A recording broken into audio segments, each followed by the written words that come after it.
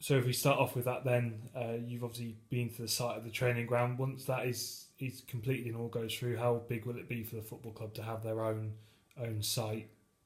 Yeah, well, I think it's hugely important for the football club in all elements, really, from for the club itself, for its identity, to have a training ground in your name only is really important, rather than renting somewhere, something that you know is not yours.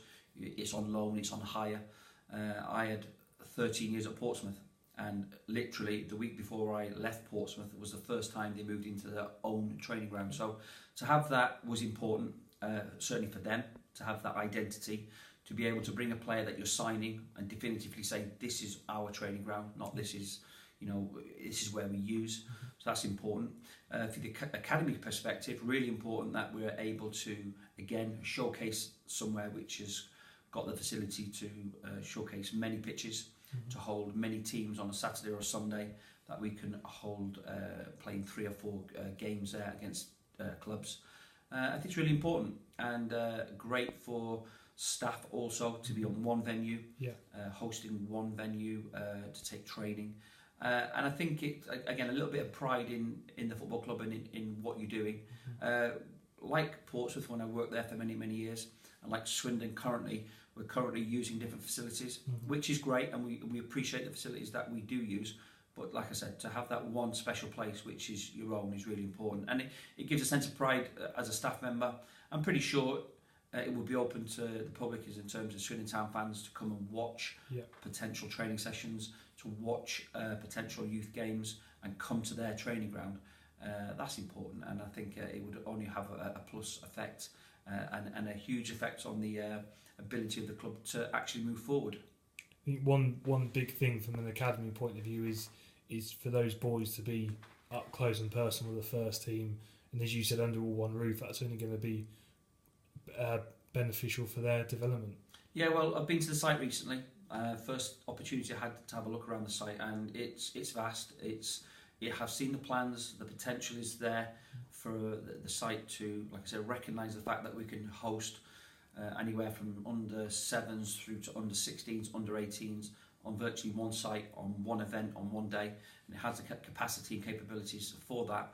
And like I said, it would add enormous benefits to what we do with the players in terms of the technical, tactical, physical, psychological. The whole place could incorporate that.